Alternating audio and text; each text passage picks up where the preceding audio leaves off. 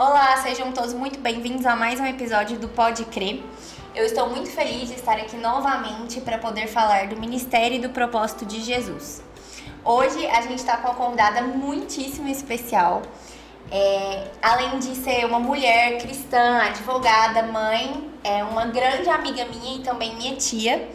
E eu quero dar boas-vindas. Bem-vinda, tia. Esqueci de falar seu nome, né? O nome dela é Raquel, gente, mas pra mim vocês vão ouvir sempre tia. Tia, eu queria que a senhora se apresentasse pra gente começar o nosso bate-papo. Uau! Que linda, gente. Então, primeiramente eu quero falar que é um prazer mesmo estar aqui com você, tá? Muito obrigada pelo convite. Tô com o coração muito grato. Falar que os batimentos cardíacos, a frequência está alta. Ainda bem que temos uma médica aqui. E essa, para mim, é uma pergunta muito difícil de responder. Eu acredito que se você fizer uma enquete ou uma entrevista rápida nas ruas, as pessoas vão responder essa pergunta falando da sua profissão. Com certeza. E eu não vou falar da minha profissão. Aliás, você já falou um pouco aí, né? Mas eu quero me apresentar falando o seguinte: eu sou uma mulher alcançada pela graça do Senhor. Uma mulher que ama estar à mesa. Uma mulher que ama estar com a família, que ama a Deus, que gosta da igreja, que serve, né? Eu amo meus amigos. Então, eu sou uma mulher que tudo passa necessariamente pelo crivo da palavra. Então, eu gostaria de me definir dessa forma, que eu amo o Senhor de todo o meu coração, eu amo a Cristo, eu amo Deus, eu amo a igreja, eu amo os eventos, eu amo minha família, eu amo meus amigos, eu amo estar à mesa. É uma mulher intensa, gente, muito intensa. Ama muito. Muito, isso. E essa é a Raquel. Verdade, não errou mesmo não na descrição, tia. E hoje eu trouxe a minha tia para falar de um tema muito polêmico, mas esse tema nasceu de muitas coisas que eu ouvi, principalmente ao longo da minha faculdade, e se resume em uma frase, que é: a Bíblia é machista. A senhora concorda com essa frase, tia? Essa é uma máxima dos grupos contrários à palavra do Senhor. E esses grupos trazem vários argumentos, né? Tem um versículo, e aí eu vou trazer aqui alguns versículos para a gente poder falar e textualizar aqui para vocês. Vamos lá em Gênesis 2:18, que diz assim, deixa eu procurar aqui. Disse mais o Senhor: não é bom que o homem esteja só. Falhei uma auxiliadora que seja idônea, né? Tem um outro versículo também, que é Gênesis 3, versículo 16, que lemos assim: e a mulher multiplicarei sobremodo os sofrimentos da tua gravidez, em meio a dores de parto darás à luz. O seu desejo será para o seu marido e ele te governará. É aí que mora. Aí tá na ferida do exatamente. Logo no primeiro livro da Bíblia nós já encontramos aqui a problemática, né? Sim. E é onde vários grupos falam a respeito que a Bíblia é machista e tudo mais. Mas para responder essa pergunta não é tão simples. Nós precisamos fazer uma leitura de perto, que chamamos. É quase uma exegese, mas ela é bem mais simples.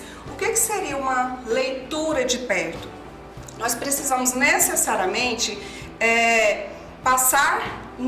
contextualizar essas passagens. Não podemos pegar elas de forma isolada. Sim. Então, a primeira coisa, o primeiro item que nós devemos fazer é contextualizar esses versículos. Você viu que eu peguei 2 versículos aqui de formas bem isolados. Sim. Então nós vamos contextualizar, primeira coisa. Segunda coisa é entender que o texto ele traz as línguas originais. O Antigo Testamento, por exemplo, fala sobre hebraico e aramaico, e o Novo Testamento grego. Então nós temos que necessariamente levar em consideração a origem da escritura, a origem dessas escritas. E a terceira coisa é contextualizar ao momento histórico que foi escrito esses versículos. E aí, vou tentar fazer isso daqui na prática para vocês entenderem melhor. Vamos lá para Gênesis 1, tudo em Gênesis, no primeiro livro da Bíblia. Gênesis 1, vamos ver aqui. Versículo, cadê? Vamos, 26 e 27, que lemos assim. Também disse Deus, façamos o homem à nossa imagem, conforme a nossa semelhança. Tenha domínio ele sobre os peixes do mar, sobre as aves dos céus, sobre os animais domésticos, sobre toda a terra e sobre todos os répteis que rastejam pela terra. Criou Deus, pois, o homem à sua imagem, e a imagem de Deus os criou. Homem e mulher os criou. Vamos lá então. Deus disse: façamos o homem à nossa imagem e semelhança. Quando a gente vai para a língua hebraica que foi escrito isso aqui, nós temos duas formas de falar aqui do homem. Primeira forma é o ish. O ish é o homem, traduzindo homem do sexo masculino. Sim. E temos a segunda forma, que é o Adam. Que é da humanidade. Adam, que é o ser humano ou da humanidade. E aí, quando a gente vai para a tradução, necessariamente, aqui fala o homem e a mulher, a imagem de Deus. Então, aqui vem essa distinção de homem e a mulher, a imagem do Senhor. Aqui nós vemos que Deus não tem diferença. Deus criou o homem e a mulher, a imagem do Senhor. E aqui nós já quebramos um pouco essa questão do machismo da Bíblia. Sim. Porque o homem e a mulher foram criados iguais diante do Senhor.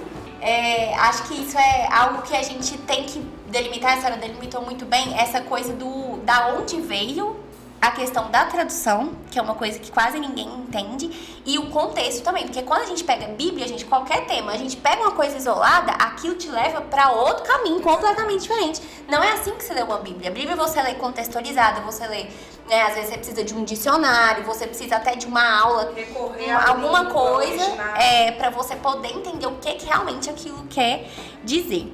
Mas agora pensando assim, nas questões abordadas, por exemplo, na nossa vida pessoal, ser mulher é maravilhoso, eu amo ser mulher, acho perfeito, porque a gente é muito dinâmica, né, a gente pode gerar coisas e aí não entra só o filho, tudo que você coloca na mão de uma mulher, ela vai gerar aquilo ali, ela vai resolver, ela vai multiplicar, então é a natureza, né, da mulher, sim, a gente tem essa característica, não que sejam todas, mas a grande maioria eu percebo que sim.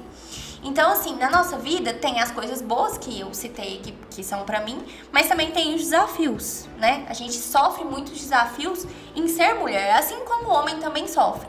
Mas a mulher é muito novo, a ascensão da mulher no mercado de trabalho, isso historicamente, culturalmente falando, é novo isso. Antigamente não se tinha tantas mulheres no mercado de trabalho, você, muitas vezes para estudar você tinha que insistir muito, porque o natural era você aprender as lições de casa, enfim, essa é a questão cultural. E na vida da senhora, a senhora teve já algum desafio que a senhora fala assim, não, esse desafio aqui eu enfrentei porque eu sou mulher? A senhora tem algum assim que a senhora lembra? E se a senhora tem, como que a Bíblia conseguiu te ajudar nesse momento? Quando nós vamos tratar sobre essas questões voltadas à mulher, né? O que você falou é bem pertinente, porque no tempo que a Bíblia foi escrita, né, na época de Jesus e tudo mais, as mulheres, para você ter uma ideia, tinham que caminhar atrás dos rabinos. Elas não poderiam caminhar lado a lado, mesmo sendo esposos, né? Elas tinham que caminhar sempre atrás. Então, assim, nós vemos que Jesus, quando ele vem, ele acaba quebrando paradigmas com relação a isso, né? Ele compra, entre aspas, uma briga ali e ele defende a mulher. Nós temos alguns versículos lá em João 4, né, em João 8, Mateus também, quando fala Mateus quando fala da cura da mulher que tem hemorragia, né? Naquela época era inadmissível fazer isso com uma mulher, né? Da mulher adúltera também, né? Que nós também vemos isso lá em João 8, da mulher samaritana, que Jesus sentou e conversou com a mulher, e além de ser uma mulher, era uma samaritana, né? Que era inimiga ali do povo judeu. Sim. Então, com certeza, desde daquela época, as mulheres enfrentam, sim, várias situações constrangedoras, e hoje, no nosso tempo, também não é diferente. Sim. A nossa cultura também é uma cultura difícil no lidar. Nós temos ainda que lutar por muitos direitos para tentar igualar, né? Então, com certeza, eu acho que não tem uma mulher que nunca passou por uma situação que tenha que, às vezes, levantar e brigar, talvez teve uma voz ativa ali. Eu passei uma situação, foi até no meu trabalho, há uns dias atrás, bem assim, acho interessante contar, porque às vezes alguém se identifica, que foi, eu tinha dado um diagnóstico e um tratamento, e aí chegou meu horário de descanso e a paciente não queria aceitar o meu diagnóstico e o meu tratamento. Aí quando eu voltei do meu horário de descanso, eu troco com um médico, um homem, e aí depois que ele foi e conversou, ela aceitou o diagnóstico e o tratamento. Pode ser pela minha aparência jovem, tudo bem. Mas assim, são coisas que acontecem. A gente não pode negar. Uma mãe mesmo que trabalha num serviço de carteira assinada, para ela amamentar o filho, gente, é um caos. Porque ela não pode amamentar muitas vezes até 6 meses como ela gostaria. Porque ela tem que brigar pelo direito dela de amamentar. Isso eu vi dentro da medicina. A gente tentando influenciar a amamentação e as mulheres relatando. Algumas empresas nem contratam. Né? Mulheres. Exatamente. Justamente por conta que tem que dar licença maternidade e tudo mais. Exatamente. Então, assim, é realmente algo que a gente vive, sabe? Agora, a senhora abordou aí um ponto bem importante de conflito, né, bíblico com relação à figura da mulher, que as pessoas usam muito, mas um dos grandes pontos, que até falou aí que o marido domina a mulher, é quando fala da submissão ao marido, porque tem uma parte na Bíblia que fala, mulheres, sejam submissas aos seus maridos, né? Para quem não sabe, a Bíblia tem uma certa parte da Bíblia que ela cita algumas coisas que devem ser feitas no casamento. Então ela cita o que o homem deve fazer e ela também cita o que a mulher deve fazer para que aquilo funcione. E o que ela cita da mulher, uma das coisas é isso. Então, o que a senhora tem a dizer sobre essa questão? O que é essa submissão? A submissão eu sou mulher e eu tenho então que aceitar apanhar do meu marido o resto da vida? Que é o que eu ouço quando a gente toca nesse assunto, por exemplo. Essa pergunta é polêmica, mas eu amo. Vamos lá, então. Realmente, é um dos grandes conflitos mesmo falar de submissão. Mas para falar de submissão, e não só falar, compreender a respeito da submissão, nós precisamos pensar necessariamente sobre os papéis da mulher dentro do casamento e do homem dentro do casamento. Infelizmente, Natália, casais entram no matrimônio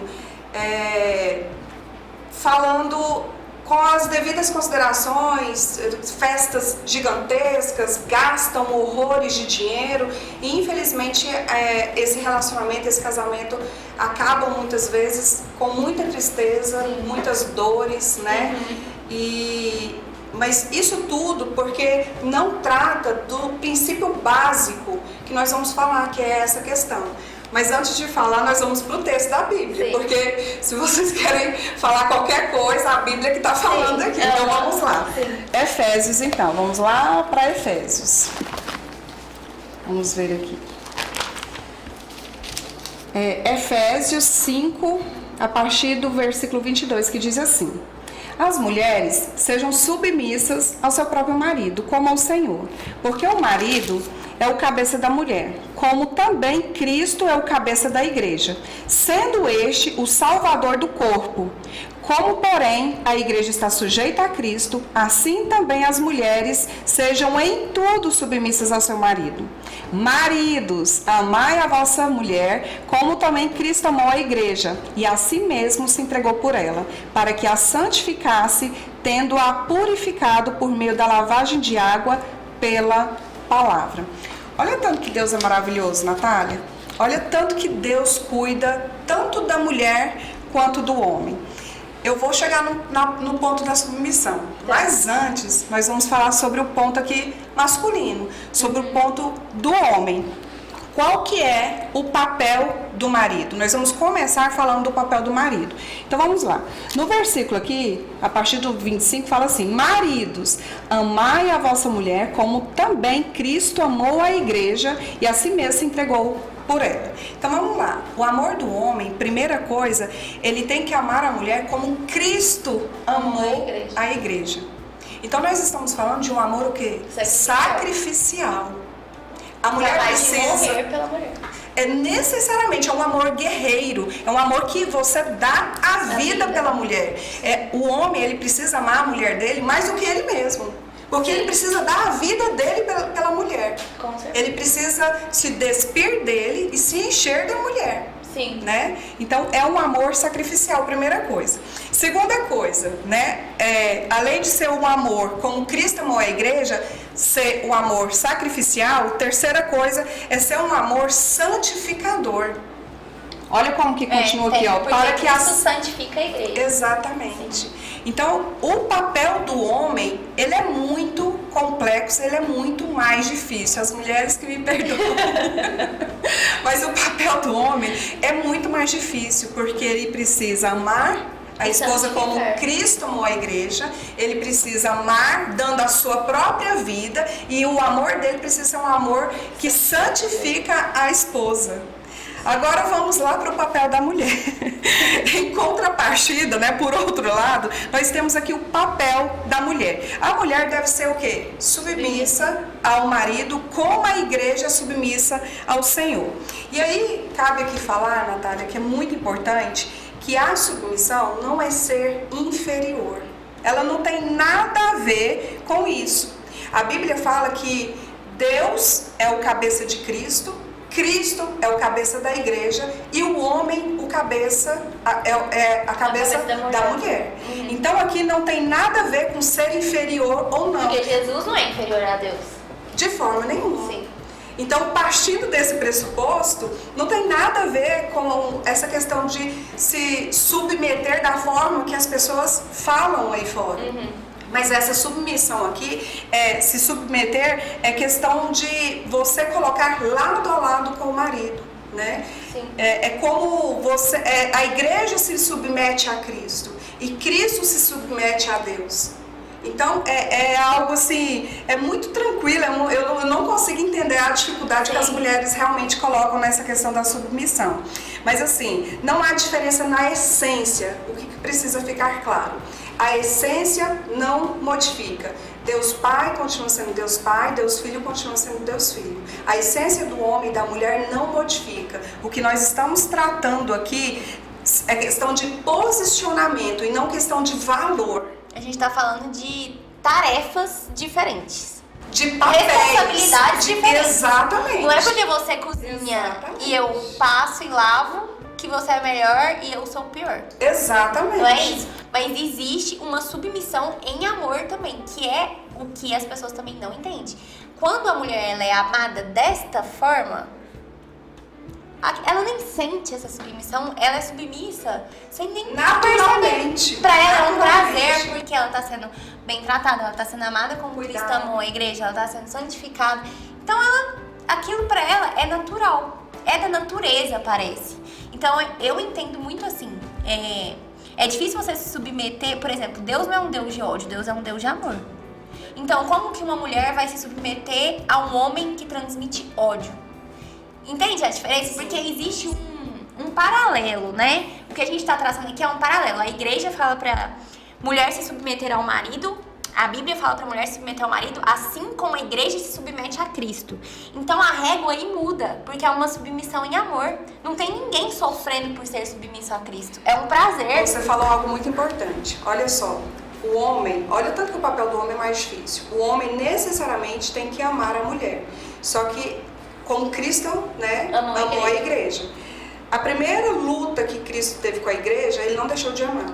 Pelo Sim. contrário, ele continuou amando. Então não existe um condicional para o homem. Ele tem que amar de forma sacrificial, ele tem que amar como Cristo amou. E Cristo amou os dele, mesmo os dele entregando ele para ser crucificado. Exatamente. Agora, a mulher ela corresponde a esse amor sacrificial, que é o que a igreja faz. Sim. Olha tanto que é Ela maravilhoso não tem que isso. criar isso, né? Não. Então é uma... Na verdade, é um ciclo que se completa.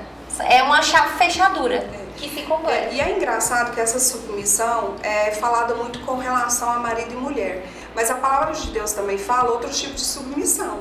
Por Sim. exemplo, a submissão da liderança, ou seja, da igreja. Nós devemos nos submeter aos nossos líderes espirituais. Sim. Tem a questão da submissão da sociedade. Nós devemos submeter as autoridades à lei, desde que não vá contra os princípios bíblicos. Sim. Né?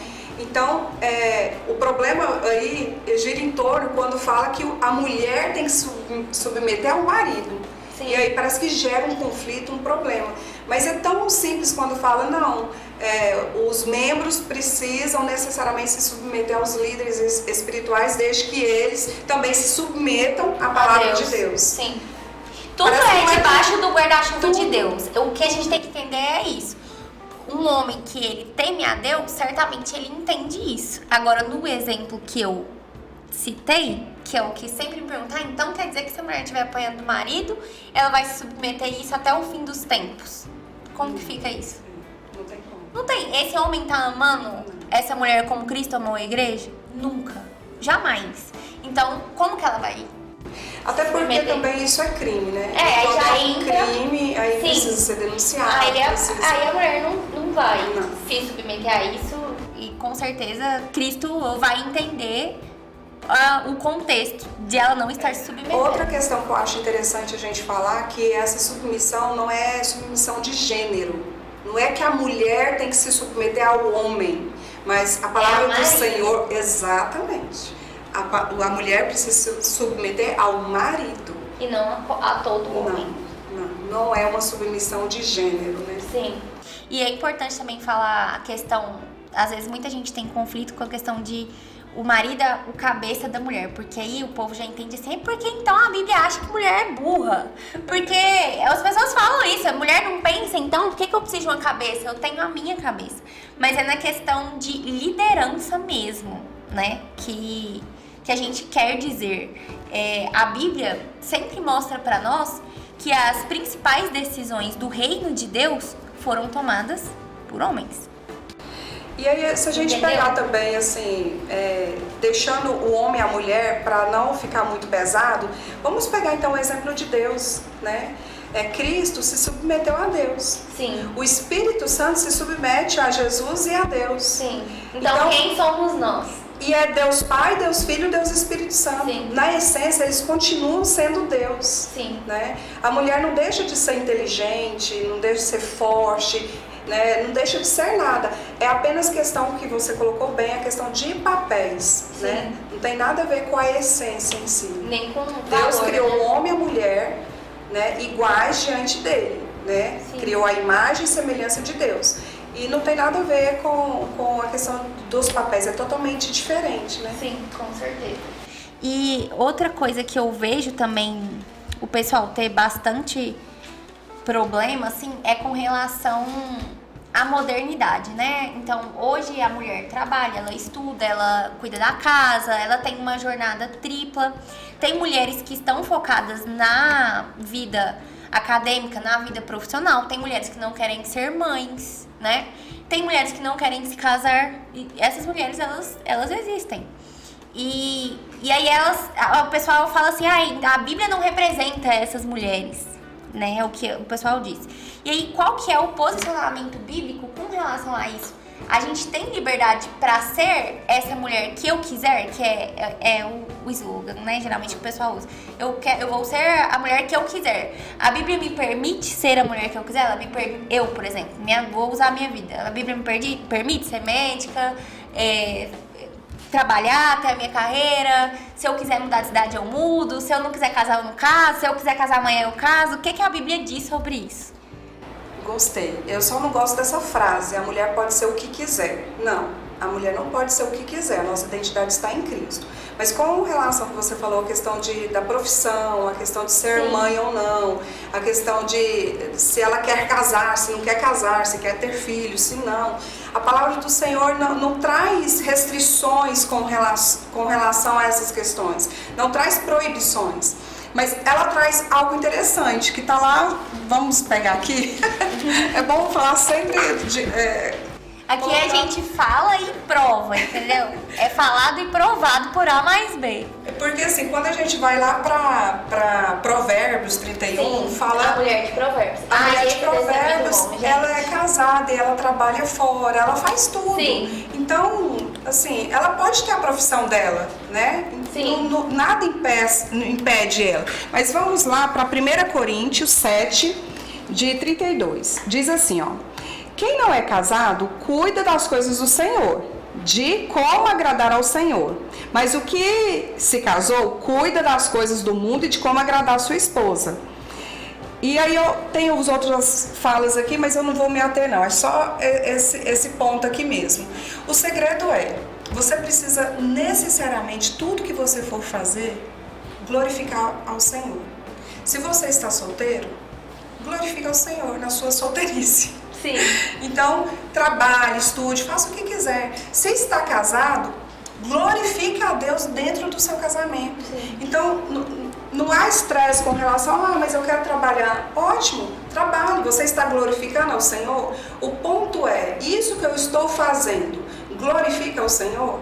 Sim. Então, o que eu penso é o seguinte, o que eu diria é, se a mulher não quer se casar, então ela não case. Mas casou, aí ela precisa necessariamente glorificar o Senhor no seu casamento. E aí como que glorifica?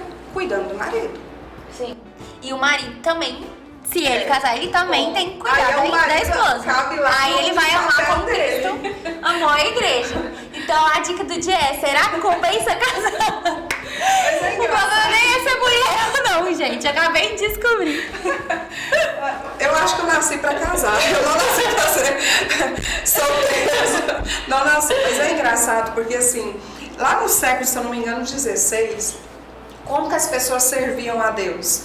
Eles tinham que ser necessariamente padre, monge, freira. Tinha que sair do convívio. Tinha que sair daquele convívio e servir a Deus dessa forma. E aí um sapateiro simples chegou em Martinho Lutero e perguntou, mas eu sou sapateiro, como que eu vou poder, servir a Deus? Martinho Lutero deu uma resposta muito interessante, que eu acho que corre em vários livros hoje. Que ele falou o seguinte para esse sapateiro: faça o seu sapato com excelência e venda por um preço justo. Assim você estará servindo ao Senhor. Sim. Gente, olha aqui. Exatamente isso. Esse é o ponto. Então, Sim. Se está solteira, glorifica o Senhor. Se está casada, glorifica o Senhor. Se está trabalhando, glorifica o Senhor. Enfim. Sim. A Bíblia, então, ela não deixa a gente isolado. Paulo era solteiro. Sim. Paulo não casou. E ele glorificou a Deus na sua solteirice. Com certeza. E foi uma opção dele, né? É, uma opção. E ele até recomenda, né? No próximo, em algum outro episódio, eu trago a recomendação do Paulo. Gente, vocês vão ver. E assim, pra gente encerrar, tia, pra falar brevemente, que é outra questão que o pessoal costuma ter problema. A vestimenta. Tem algumas denominações que usam vestimentas específicas, denominações que eu falo... por exemplo, a igreja pentecostal, vários tipos de igreja usam uma forma, né? Então tem as igrejas que as mulheres só usam saia longa, não corta cabelo, enfim, essas questões. E o que a Bíblia diz sobre isso? Realmente existe... eu por ser mulher cristã, eu tenho que usar tal vestimenta, eu não posso usar brinco, eu não posso cortar meu cabelo, eu não posso fazer uma maquiagem. O que a Bíblia diz pra gente? Vamos pra Bíblia. Vamos lá então, abrir aqui em 1 Timóteo 2, versículo 8 e 9, que lemos assim: da mesma sorte que as mulheres em traje decente se ataviem com modéstia e bom senso, não com cabeleira frisada ou com ouro ou pérolas ou vestuário dispendiosos, porém com as boas obras. É próprio às mulheres que professam ser piedosas. Então a palavra de Deus já responde.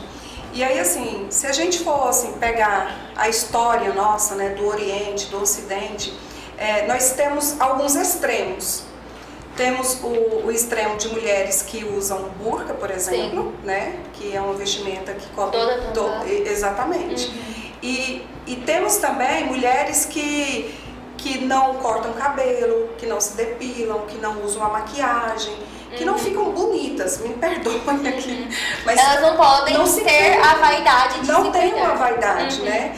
Então, esse é um extremo. E aí nós temos outro extremo, que é a questão da liberdade extrema, que chega à libertinagem. São mulheres que usam roupas curtíssimas, transparentes e que andam praticamente seminuas pelas ruas. Então nós temos esses dois extremos. Essas mulheres, elas acabam sendo conhecidas pelo corpo e não pelo caráter, pela integridade. E aí o que a Bíblia vem e recomenda? Para ter o quê?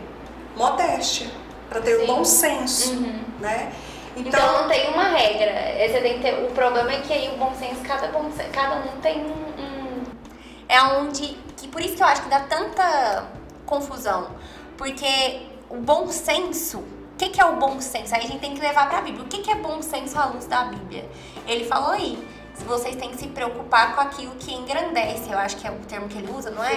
Que ele fala assim, que as mulheres piedosas professam, né? Porém se preocupar com as boas obras. Com as boas obras. Então, assim, isso tá levando a uma boa. É o que eu sempre falo quando alguém me pergunta.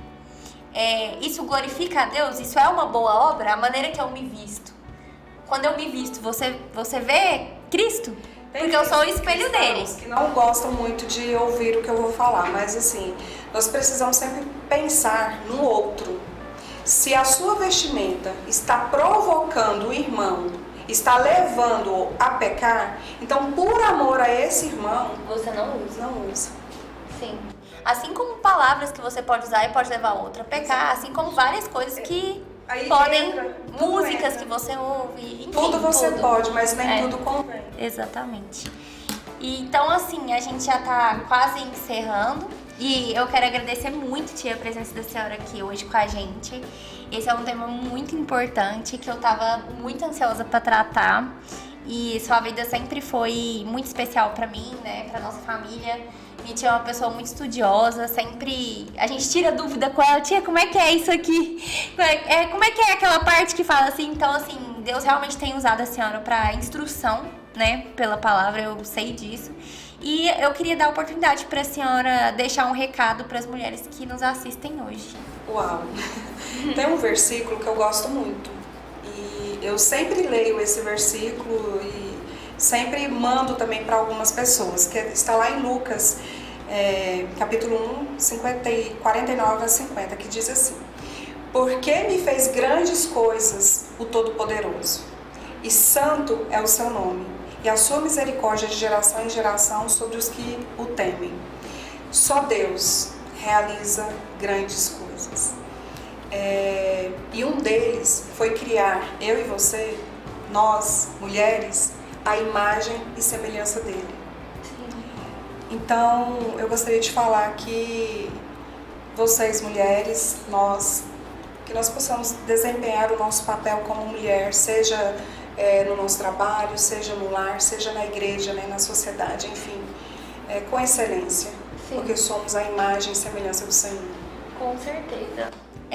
Eu quero compartilhar também uma palavra, a gente compartilhou muito de Bíblia hoje, mas eu quero destacar rapidamente que a Bíblia mostra algumas mulheres, alguns exemplos, né? Então a Bíblia tem a Débora, por exemplo, que é um grande exemplo de uma mulher que foi líder, se não me engano ela é juíza, foi juíza.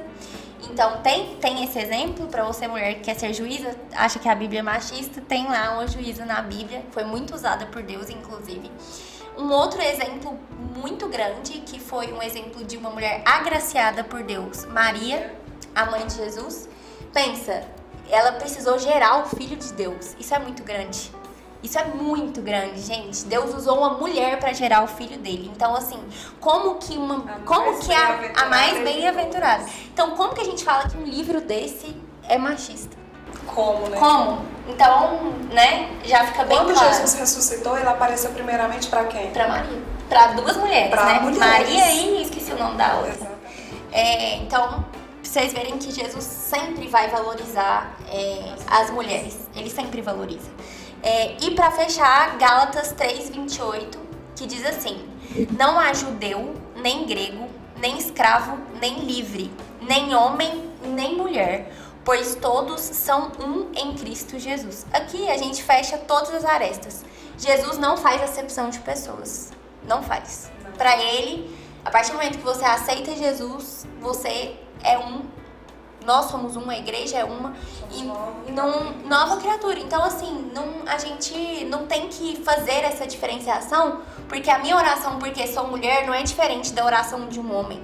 Isso não existe. Nós somos filhos, entendeu?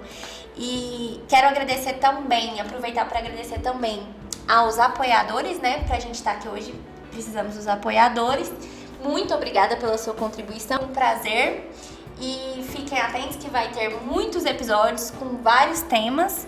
E muito obrigada pela sua companhia hoje.